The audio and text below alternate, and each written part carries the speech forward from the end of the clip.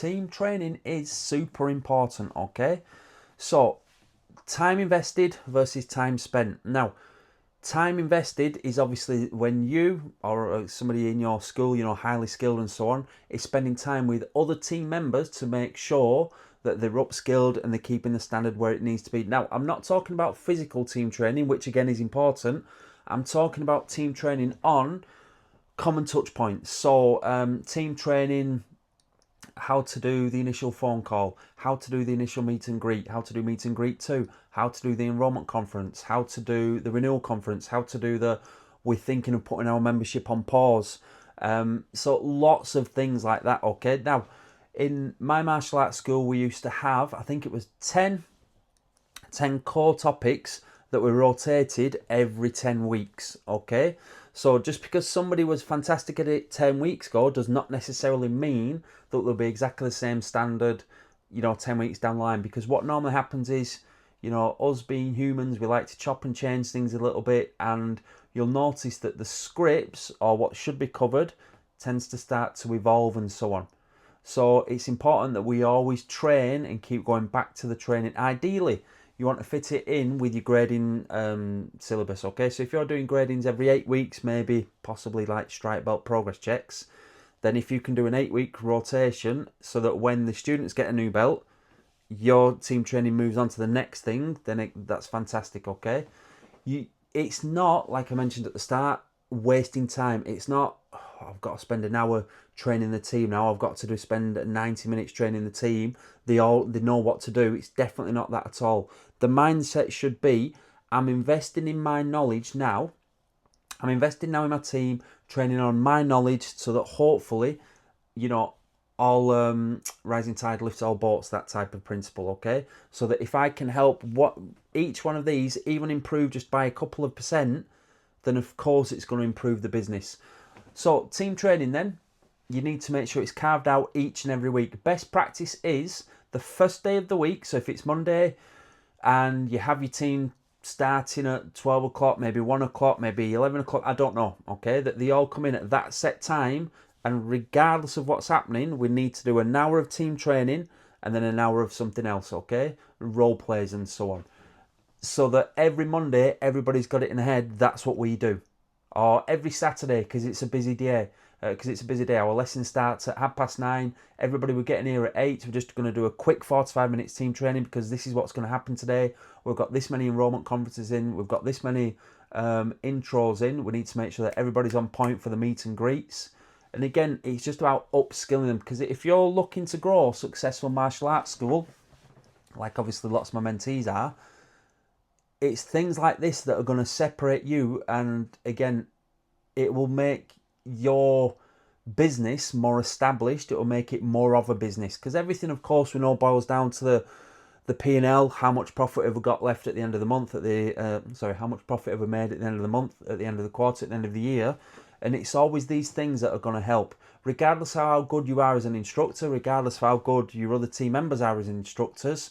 There's always things we can improve on all of the time, okay? That Kaizen mindset, the way of continual improvement. So just ask yourself, watching this now, are you doing team training with them? And I'm not talking physical team training, because again, that should be done weekly, normally in a different slot. Are you doing team training with them? Is it just a case of you just wing it each week, or is there, like in your school, like in your syllabus, a structure, a curriculum that you're running by? So, for instance, now week 1 might be, I'm just going to take it straight from the enrollment process, really, the journey. Does everybody know how to do an initial call? Does everybody know how to do the confirmation call, what they're going to receive the day before? Does everybody know how to do a meet and greet, what happens when they turn up? Does everybody know how to deliver the first lesson, aka the intro, the consultation? Does everybody know how to do the confirmation of the second call? Does everybody know how to do the second lesson meet and greet? Does everybody know how to do crucial point, the enrollment conference? Does everybody then know how to do the renewal conference? So again, there's 8 topics there that could be chunked into 8 weeks, and then after that 8-week period, guess what we do? We then go back to week 1 again, all right? Continually, all the time, polishing things, ironing things, improving yourself and your team. Because the more you learn, especially the more you learn if you decide to work with me and so on, and if we decide to work together, you should be spreading across to your team to raise their game all of the time. Because ultimately, if it's going to be raising their standard, it means that students are hopefully going to be enrolling at a quicker rate, hopefully staying around for longer, and hopefully, obviously, that will impact your bottom line because you are running a business. If you're running a hobby, you probably, obviously, haven't watched this far, but I'm assuming now that if you're watching 4 or 5 minutes in, that you're serious about growing your martial arts school. That's just one element to it, team training. So the role play side of it, the physical team training, other elements to building your business. Again, making sure your time management's on point, making sure that you're not just teaching kicks and punches, making sure that your website's as it should be, making sure that, your team members know exactly what to do and how to do it and so on, making sure your school is spotless, making sure that you've always got enough equipment in for new enrolments, making sure that classes don't become too big, making sure on the flip side, which is horrible, making sure your classes aren't too small. So if you've got 2, 3, 4 people in a class, you may think, well, this is fantastic, they're getting value for money, but look at it from a parent's point of view. Why is there only 3 or 4 people in this class? Why is there not 15 or 20? Flip side, why is there 50 people on the mats with just one instructor? So again, it's creating that balance there all the time. But going back to the main point of the video, what was the main point of the video? Team training, okay? You must make sure you carry out regular, religious team training. Ideally, again, because I like things to be set in stone, every Monday at 12 o'clock, we're going to do 2 hours of team training. That's it, okay? Or every Monday, we do an hour's worth of team training, and then every Saturday, because it's a busy day, generally it should be really bread and butter day, Saturday, we'll do another hour of team training. All right, so build it into your schedule if you're obviously serious about becoming or building a martial arts business, building a successful martial arts school. Now, one thing I spoke to somebody a few days ago now. They were complaining, lamenting that their school is only, like 500, 600 square feet. How do they ever expect it to be as big as some of the other schools and so on? We must not mistake the size of somebody's school for success. All right, the bigger the footprint, the more rent they're going to be paying, the more business rates they're going to be paying, the more maintenance they're going to be paying. So don't always think I need to have this 5,000 square foot school and suddenly everything's going to be fantastic. I always remember I used to do the maths when I used to take my children to a rock climbing place, bouldering place. And I always used to look around at the side of the facility. It must have been 15, 18,000 feet, something like that. 6 or 7 staff working there. The guestology wasn't the best, definitely not.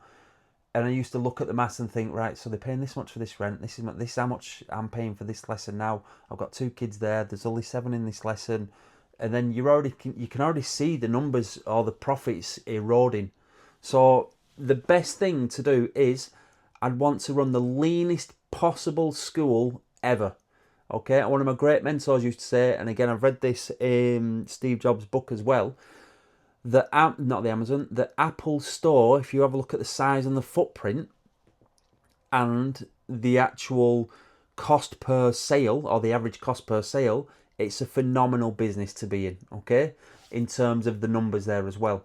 So Apple deliberately doesn't have huge 3 floors, massive stores. They do have big stores, but they're basing it on a lot of the fact that the products that they sell are expensive. And normally when you get hooked on the Apple, what's the word I'm looking for there, and the Apple infrastructure and so on, so you've normally got an Apple phone, you then might have an Apple Mac, you then might have something else Apple and so on. You stay within that infrastructure, okay? So where was I getting at there? If you've got a school now at the moment, it's 500, 600, 700 square feet, I'm sure it could be super efficient, knowing if you're pricing your program at the right price point, if you're making sure that you're not ordering too much stock in, if you're making sure you haven't got a ridiculously oversized front desk, and things like that, and you're using storage space properly, that it could be I'd be looking at that as an advantage rather than a disadvantage. Okay, so the best schools are always the ones that are, are lean and efficient, a bit like, sparring and so on. You don't want to be carrying any of that extra weight. So I hope that helped a few people. Again, I don't know if I've mentioned this on this particular video. Invest in a copy of that if you're serious. Okay, you cannot be serious if you're not willing to spend £14-15 on Amazon. How to build a highly profitable martial arts school, obviously by myself, Dervish. 330 pages there, something that will help you grow your martial arts school and build it into a successful business. Now, if you are serious, okay, and you're not a tire kicker and you want to grow your martial arts school, you maybe want to enroll into one of the programs that we offer, then apply for mentorship, okay? Somebody will be in touch, might even be myself, but somebody will be in touch. We'll see if we're a good fit for each other, and then we'll see, about working together moving forward. Good luck. Keep taking steps further forward. Invest in a copy of that book if you're serious. And also, like I said, apply for mentorship. Somebody who's been there and done that. Good luck. All the best.